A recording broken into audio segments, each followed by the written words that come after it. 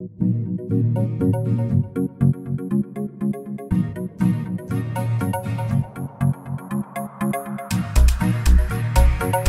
vamos a hablar sobre un parásito que hace varios meses comenzó a rondarse el tema. En el mes de mayo se publica en la revista British Medical Journal un aviso sobre qué pasa con comer comida cruda, para la redundancia, o no cocida. Y a partir de este paper comenzaron a haber muchas interrogantes en nuestro país sobre qué podría pasar con este germen que estaba, este parásito que es el anisakis. En este paper se hablaba de un hombre de 32 años que había ingresado al hospital con un dolor epigástrico severo, había vomitado, tenía fiebre muy suave de una semana de evolución. A la hora que se le hizo el examen físico tenía sensibilidad abdominal moderada y solamente había en la parte laboratorial leucocitosis. Este señor había comido sushi. Dentro de su entrevista se percató de este detalle y le hicieron una endoscopía alta en donde se vio un parásito filiforme firmemente adherido en un área de mucosa inflamada e hiperémica con su extremo penetrando en la mucosa gástrica.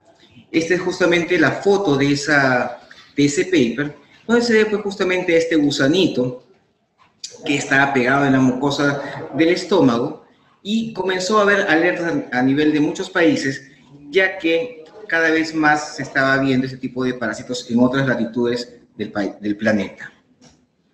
La forma como sacaron y eliminaron este parásito es simplemente la extracción a través de la endoscopía, y esta extracción hace que la persona en las siguientes horas ya no tenga ninguna sintomatología. En nuestro país ha habido reportes de anisakis. Hay una publicación en la revista Gastroenterológica del Perú del año 99, en donde un paciente también pues, que había comido comida en la calle, también tenía ese tipo de parásitos. El 2 de noviembre se hace una alerta, como todo el mundo sabe, de una empresa china que es Tropical Food Manufacturing, en la cual se evidencia que hay un lote de conservas que está con este parásito. Las conservas básicamente son caballa en salsa de tomate, y hace que pues todo el mundo se ponga en alerta, ya que el parásito que no era de nuestras costas, por ejemplo, la tengamos presentes y van a tener mucha sintomatología gástrica que podría confundirse con cualquier otro síntoma de otra enfermedad. Justamente ahí tenemos la alerta, y ver pues qué riesgo conllevaba ese tipo de consumo de las conservas. Lo que encontró Sanipez, como pueden ver en esta fotografía, es este mismo gusano en la carne, en la parte muscular de la piel de la caballa. En el músculo de la caballa pues estaba enlatado en salsa de tomate, como lo vemos ahí, y ya pues han sacado las latas del mercado. ¿Qué cosa es el anisakis? El anisakis es un parásito que tiene varios géneros. El más común y el que normalmente estamos viendo se llama Anisakis simplex, y este parásito fue descrito desde el año 1845, y la enfermedad recién en el siglo pasado, en los años 60. Entonces se vio pues que este parásito está afectando al ser humano. Realmente los humanos no somos su huésped definitivo de este parásito. Lo que va a pasar, vamos a ver, empecemos por acá, por este mamífero acuático. El mamífero acuático va a botar huevecillos al agua. Este huevecillo se va a transformar en una larva. A esta larva se le llama L2. Esta larva, en estado libre, va a ser ingerida por un crustáceo, y en este crustáceo va a madurar a una larva que se llama L3. Estos crustáceos son comida de muchos peces, y estos peces que se lo van a comer van a infectarse, y luego estos peces van a ser ingeridos por peces más grandes, mamíferos más grandes, y de tal manera que ellos van a tener los gusanos adultos que van a producir los huevecillos y van a dar vuelta nuevamente. Si nosotros comemos los pescados contaminados, como en el caso de la caballa que llegó a nuestro país, nosotros pues tendríamos los gusanos en el estómago o en el intestino. Normalmente va a atacar estómago e intestino, y los peces que están más asociados al anisakis son las sardinas, la caballa, que nosotros también conocemos merluzas, jureles, congrios, salmones, arenque, bonito, entre otros. En buen castellano, cualquier pez puede estar infectado con este parásito, ya que los huevecillos son comidos tanto por los crustáceos, que son el alimento de estos peces. Entonces, no somos nosotros un hospedero del anisakis, somos un hospedero casual que básicamente nos va a afectar la parte estomacal, la parte intestinal, y el otro cuadro que va a ser es un cuadro alérgico que lo vamos a estudiar en un ratito. Uno de los países que actualmente está publicando bastante sobre anisakis es España, y en España han encontrado que los parásitos están en todos los mares, en la parte del Atlántico, en el mar Cantábrico, en el mar Mediterráneo, de tal manera que ya salió de Japón, que es la zona donde normalmente habita este parásito, y lo han encontrado en peces como la bacaladilla o los jureles, y también lo han encontrado en la parte, el 83% de las larvas en la cavidad corporal del pescado, y un 45% en los órganos y un 3% en el tejido muscular. Entonces, si vemos acá, un 46% en los órganos, quiere decir pues que cuando evisceran al pescado, se supone que las vísceras están saliendo con el parásito y no debería haber parásito en la carne. Sin embargo, lo que hacen muchas personas en alta mar es eviscerar el pescado, y estas vísceras contaminadas las tiran al mar, y en el mar obviamente los gusanos que ponen los huevecillos van a seguir haciendo todo el ciclo biológico y va a seguir infectando más peces en esa zona.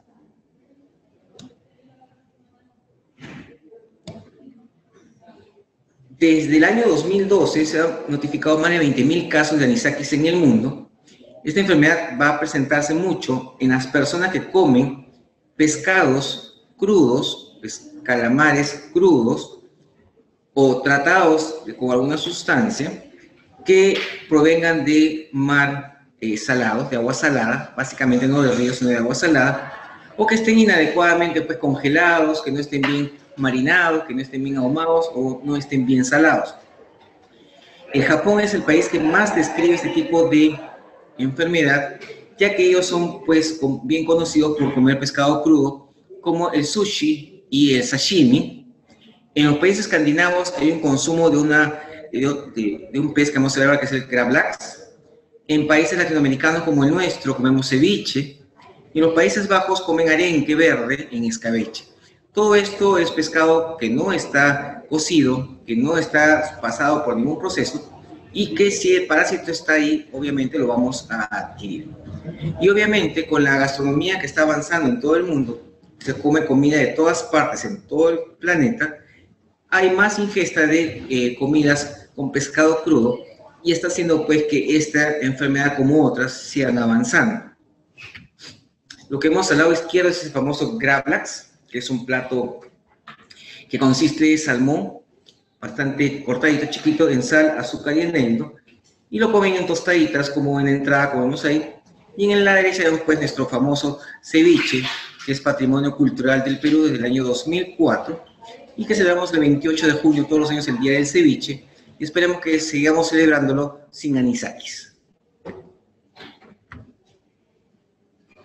Cuando uno se infecta por estos gusanos, aparentemente el 10% hace un cuadro de tipo intestinal, y 1% de este grupo hace manifestaciones alérgicas, de tal manera que el paciente va a tener problemas a nivel estomacal, a nivel intestinal, como por ejemplo náuseas, vómitos, dolor abdominal, que va a diferir dependiendo en dónde se va a anclar este parásito. De tal manera que ustedes ven a alguien con dolor abdominal, náuseas y vómitos, si no hay un antecedente de comida de pescado crudo, nunca pensaría en este tipo de parásitos, y son pues enfermedades que tienen bastantes síntomas de otras molestias conocidas. Pues una cosa que vamos a tener son las reacciones alérgicas.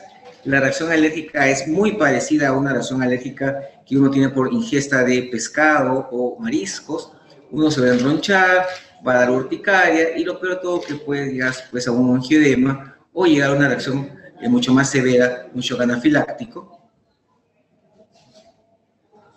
Y tenemos este cuadro de hipersensibilidad mediada por IgE, debido a que el anisakis va a tener varios antígenos propios que va a liberar, que son antígenos somáticos, antígenos de excreción-secreción, cuticulares o del fluido pseudocelómico. Todos estos anticuerpos, antígenos, van a dar una reacción cruzada y el paciente pues puede sufrir urticaria cada vez que come pescado crudo, hasta tener angioedema muchas veces. Se han regularizado cuadros asmáticos, ha habido choques anafilácticos, no en nuestro país, sino en otras latitudes del planeta, pero hay que tener mucho cuidado porque quien sea alérgico al pescado quizás pueda ser alérgico al gusano en sí o a los antígenos que este va a liberar en su paso por nuestro estómago y por nuestro intestino. Normalmente uno podría tener esta reacción alérgica a las pocas horas de haber ingerido, en este caso, el pescado, no tanto la parte gástrica, sino la parte alérgica a las siguientes horas, como cualquier shock anafiláctico o urticaria de otra índole. Se dice que la parte digestiva puede aparecer entre 24 y 48 horas y vamos a encontrar dos formas de ataque a nivel gástrico. Sería la forma luminal o no invasiva, que es el más frecuente. Normalmente no hay mucha molestia, pero la gente puede tener parásitos en el estómago, los puede vomitar, puede eliminarlos en las heces. Y más o menos la eliminación de estos son como entre los 10 a 14 días post ingesta. O el anisakis que nosotros tenemos y que ha llegado acá, que tiene así un poco más de forma invasiva, se va a anclar en la parte de la mucosa y puede ser gástrico o intestinal. Las larvas se van a enganchar, como pueden ver en la foto en el lado derecho. El parásito clava su cabeza en la pared gástrica. Y obviamente va a causar pues gastritis y podría causar incluso perforación, que no es lo más frecuente, sino más que nada los síntomas locales de mucho dolor intenso, dolor en el epigastrio, como una gastritis muy aguda y muy severa. La forma gástrica o gastroduodenal es la más frecuente, es bastante clásica, una epigastralgia muy intensa, posterior a la ingestión de comida cruda. Entonces, podríamos asociarlo a este tipo de dolor, no a algo crónico, sino básicamente a algo agudo, post ingesta de comida. Puede tener náuseas, puede tener vómitos, hasta ahí podría ser una intoxicación alimentaria, por lo tanto, el punto clave es la ingesta de comida mal cocida. Y puede haber habido también hemorragias, porque a la hora que se engancha el parásito en la mucosa, podría dar algún tipo de sangrado. Lo que sí se han visto hasta ahora es que esta anisakiasis gástrica es más frecuente en gente joven que en gente mayor. En gente mayor, aparentemente, como el pH gástrico es bastante bajo, no hay mucha acidez, aparentemente la falta de acidez es un protector para nosotros, ya que el ácido permite que se desarrolle bien la larva y se pueda invadir nuestro cuerpo. Entonces, dentro de las terapias o dentro de las alternativas terapéuticas, se usa mucho inhibidores de bomba para bajar la acidez dentro del plan de trabajo de una persona que esté infectada. El diagnóstico, como pueden ver en esta foto, es endoscópico. Acá vemos otro anisakis aquí dentro de la cavidad gastroduodenal. Y han visto pues que hay muchos parásitos en la parte de la pared posterior, en la pared anterior, en la curvatura menor, y básicamente por el asentamiento de la larva por gravedad en la zona más de declive, ahí van a estar viviendo. Y la idea es que este parásito se supone que si no lo puedo detectar, va a morir, teóricamente, y al morir va a formar un granuloma eosinofílico en esa zona, ya que las sustancias que este parásito emite jala muchos eosinófilos y podríamos tener pues algún granuloma y ser visto en una patología. Sin embargo, algunos mencionan que podría persistir mucho tiempo, pero la mayoría de autores concuerdan de que va a morir y por lo tanto se va a autolimitar en las siguientes 2 semanas aproximadamente. Sin embargo, ya que este parásito está en Japón, la mayoría de gente en Japón lo tiene y hay mucho cáncer gástrico en Japón, también lo están asociando mucho al cáncer gástrico pensando que es más incidencia en la zona en Japón, que tiene un carcinógeno que es el N-acetiltransferasa arilamina, y este nematodo que lo tiene, al liberar también este carcinógeno, podría también fomentar la aparición de cáncer gástrico. Aparecen pólipos adenomatosos con infiltraciones eosinofílicas y que son pues claramente precancerosos en pacientes que tengan el anisakis a nivel del estómago. La forma intestinal es menos frecuente, más frecuente es la forma gástrica. Igual es un dolor agudo, pero a nivel ya más intestinal puede simular una apendicitis o peritonitis o básicamente un cuadro obstructivo. Pueden haber muchos gusanos que se pueden envolver como una madeja de lana y eso podría conllevar a un cuadro obstructivo, de tal manera que el paciente busque rápidamente ayuda médica y quizás nos demos cuenta, si es que se opera a la hora de la operación, que era una obstrucción por estos nematodes. Puede aparecer dolor abdominal, puede haber irritación monoperitoneal siempre y cuando haya perforación, náuseas, vómitos, puede estar estreñido el paciente, puede tener diarrea y muy pocas veces causa fiebre. Es un cuadro abdominal en un paciente pues, cuya ingesta me pueda orientar a este tipo de parásitos. Se dice que el ilio distal es el lugar que afecta con mayor frecuencia, por lo tanto en algunos lugares donde hay una ilitis de Crohn es el diagnóstico diferencial. La mayoría de diagnósticos son postquirúrgicos, luego que estudian pues la pieza que se ha operado. En el colon es mucho menos frecuente, ahí no hay mucha acidez, por lo tanto no hay mucho anisakis en esa zona, y podemos tener, se ha descrito, muchos de estos parásitos también a nivel abdominal que han atravesado el intestino, puede haber sido la vesícula, pueden haber sido el páncreas, hay muchos reportes en muchas zonas del cuerpo. Algunos reportan incluso que podría haber formas crónicas. Sin embargo, la muerte del parásito hace que esto no sea factible realmente y se está desechando mucho esa idea actualmente. Si hacemos la parte patológica de la mucosa, ya que el anisakis libera sustancias que atraen a los eosinófilos, entonces vamos a encontrar pues un infiltrado inflamatorio a predominio de eosinófilos que van a avanzar hacia granulomas de células gigantes como si fuese pues a un cuerpo extraño. Y se ha visto pues que se puede inducir la formación de granulomas en intestino de ratas normales, por lo tanto se dice que la liberación del factor quimiotáctico para los eosinófilos está presente y nos daría una muy buena idea de que acá hubo un parásito en esta zona.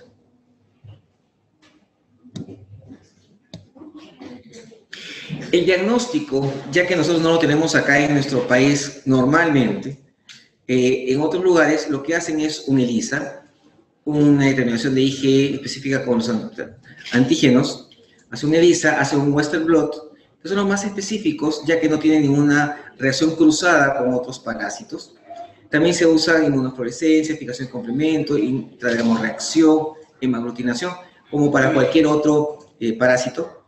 Nosotros todavía haríamos diagnósticos visualmente, como se ha visto en estas latas de conserva que pudieron observar antes de servirlos, y endoscópicamente también se podría ver. Se dice que están determinando actualmente un poco más de IgA, que es un poco más específica para la infestación del anisakis, y estamos viendo actualmente que se están haciendo también determinación de antígenos mediante anticuerpos monoclonales. Ya esto más en zonas como en el Japón, que es algo endémico, que la mayoría de pacientes tienen esa zona. La eosinofilia en sangre tiene un periodo de latencia más o menos de 10 días, por lo que su valor diagnóstico no es muy bueno. Pero si aparece, obviamente me va a ayudar, ya que a la hora que el parásito trate de invadir el tejido, ahí es donde va a venir los eosinófilos y ahí es donde va a incrementarse a todo nivel. Pero si el parásito se muere después de un par de semanas o hay pocos, no voy a tener realmente una elevación a nivel de sangre. La determinación de huevos en las heces no tiene ningún valor, ya que en el hombre el parásito no llega a la madurez completa, por lo tanto no elimina huevos. Entonces no vamos a encontrar, sería muy raro, no imposible, huevos de este parásito en las heces. Y el otro método de diagnóstico pues sería la endoscopía, que ya hemos comentado anteriormente.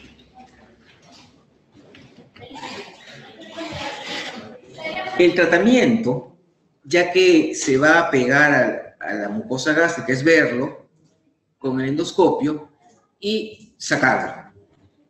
Se dice que sacamos el parásito y luego que el parásito lo vamos a eliminar, vamos a tener nosotros una mejoría de los síntomas en las siguientes horas. Estoy dando una clase.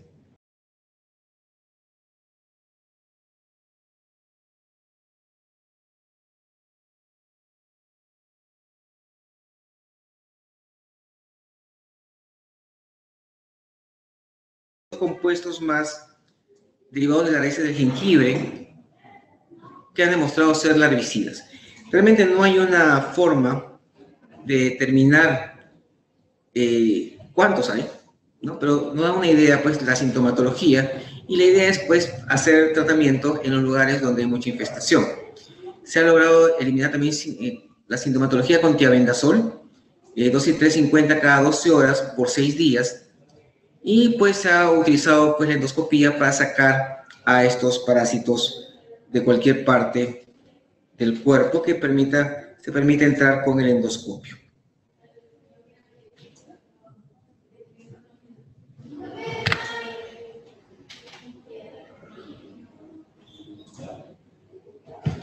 En la forma intestinal también se ha usado los antihelmínticos, se ha usado el uso de antiácidos, sonda nasogástrica, fluidoterapia, sin que se llegue a la cirugía.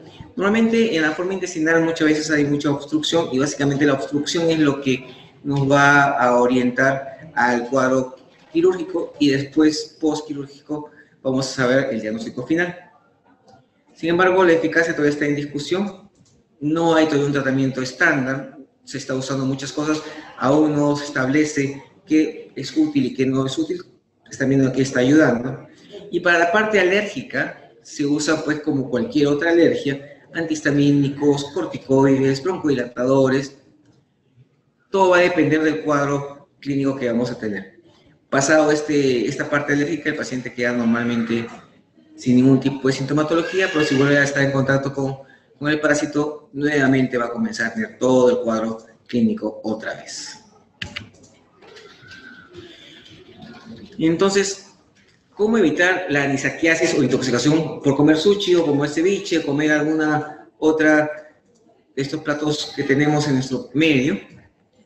Entonces, las recomendaciones son bien simples. Una es mantener la carne y pescado por debajo de los 20 grados por un periodo de 24 horas para eliminar los parásitos presentes en el intestino del pescado. Someter la carne y el pescado a temperaturas mayores de 60 grados, de esa manera también se eliminarán los posibles parásitos. Eviscerar el pescado lo antes posible, evitando así que los parásitos pasen a la carne. Y tener en cuenta las medidas de bioseguridad del lugar que los ofrece.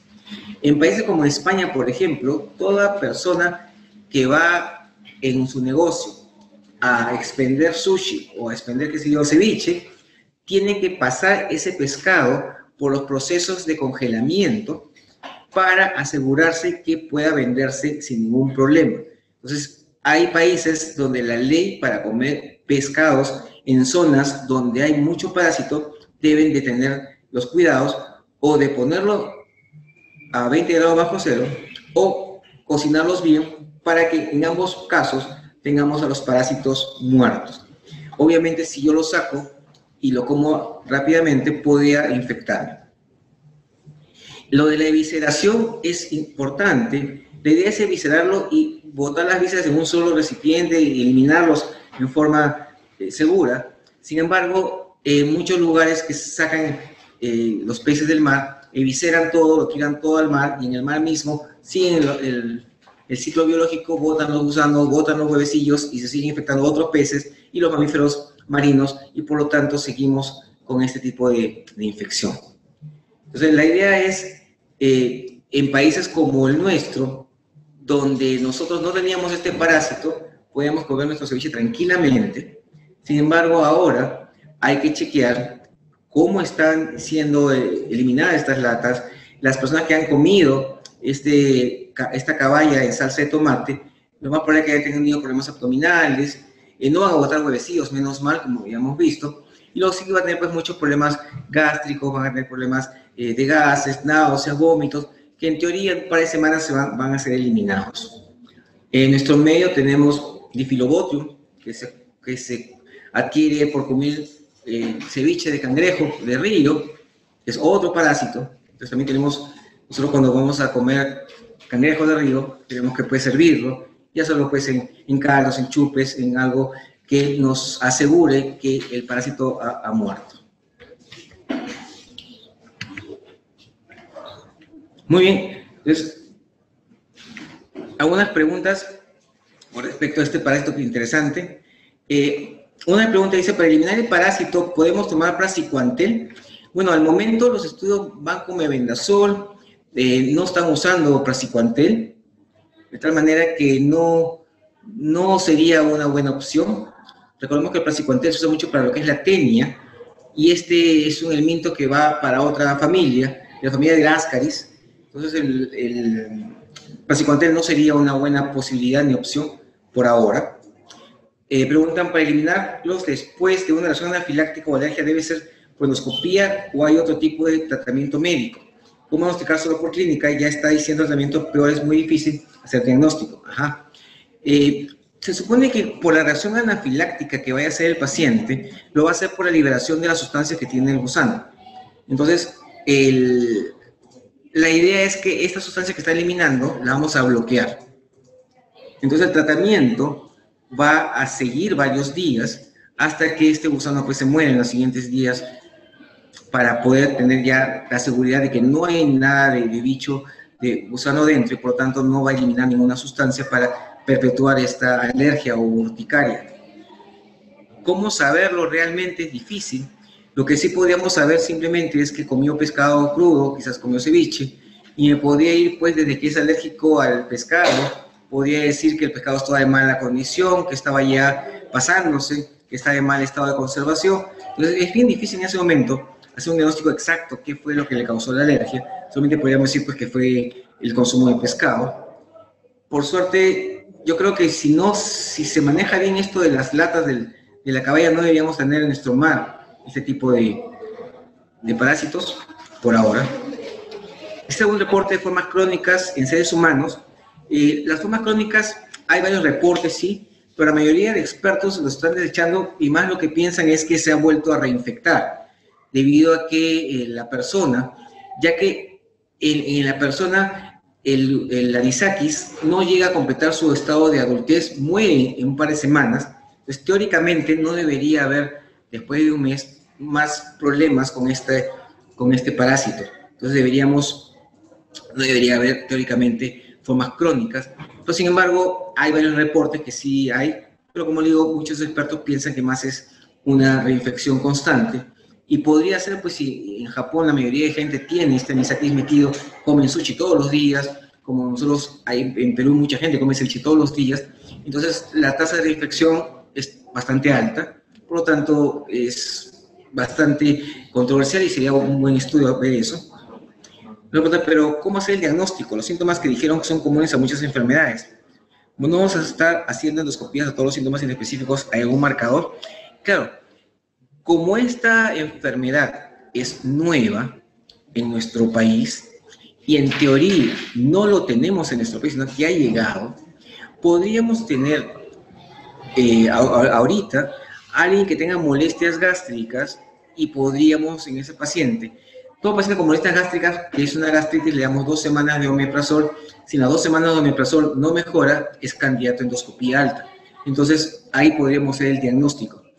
No pensar en esto de entrada es algo muy interesante porque vamos a tener un nuevo germen que no habíamos pensado. Yo me acuerdo en mayo cuando comenzaron a hacer las preguntas la prensa, dijimos pues todo el rollo de qué cosa era el anisakis, pero cuando nos preguntaron, ¿y va a haber acá en Perú? Dijimos difícil porque no es un parásito nuestro, o sea, no vive en nuestro mar, no está acá como en otros mares que es abundante. Entonces no pensábamos pues que nos lo iban a traer de contrabando, en latas, enlatadito. Entonces, por ahora yo creo que todavía no ameritamos tener pues ELISA o Western blot una patología que no tenemos al momento, pero que sí hay que comenzar a investigar en las personas que comen pues mucha comida cruda, sushi, sashimi, todas las cosas que hemos visto que se comen en muchas partes del mundo. Tratar como cualquier paciente con su omeprazol un par de semanas y su endoscopía posteriormente, y de acuerdo a eso podemos determinar si es que cuál enfermedad fue realmente al final de todo. Acá y otra pregunta dice, en teoría vamos a eliminar los parásitos de los enlatados así nomás. Claro, no vamos a eliminarlos así nomás, sino que en teoría se van a morir. No vamos a botar ningún huevecillo nosotros. Deben morirse los parásitos dentro del intestino de las personas que lo han ingerido. Obviamente van a estar bastante sintomáticos por un par de semanas, pero no vamos a tener ni perpetuar ninguna forma crónica, ni vamos a tener tampoco formas en las cuales hay mucha complicación, ya que la cantidad de parásitos que también se han ingerido van a ser bastante pequeños y no hay mucha cantidad que podría conllevar algún tipo de obstrucción o algún procedimiento quirúrgico. Es bastante interesante poder conocer parásitos o enfermedades que hay en otras latitudes y que no manejamos, y como ustedes han visto en las preguntas, nos llama mucho la atención cómo hacer un diagnóstico de entrada, qué hacer. Justamente estos países que ya no tienen pues mucho tiempo, ya han hecho su ELISA, su Western Blot, ya están haciendo tratamientos, y ya están en estos pacientes con un ELISA positivo. Empezamos con el mebendazol, empezamos a darle albendazol y antiácidos, y con eso vamos manejando. Sí, el caso que presenté de inicio es un caso del 99 en Perú, un caso que lo reportaron en la revista de Gastro, está acá. Este es un paciente que aparentemente lo que mencionan acá simplemente en este reporte es que este paciente comió comida cruda, comía ceviche nada más, y no sabemos más detalles al respecto de este paciente. De este reporte del año 99 no hay más reportes en nuestro medio, de tal manera que habría que chequear un poco más sobre la historia de esta persona, ya que puede haber estado de viaje en otras partes y puede haber venido acá a Perú. Entonces, sin embargo, nos llama la atención y hay que estar preparados porque podríamos tener cualquier tipo de germen en nuestro medio en cualquier momento. ¿Alguna otra pregunta, duda? Perfecto, yo creo que ha sido bastante interesante poder ampliar un poco sobre este parásito, ya que es algo nuevo, los tener pendientes y poder pensar en algo más en una persona con patología gástrica o alguna alergia post ingesta de comidas crudas, en nuestro caso ceviche. Gracias.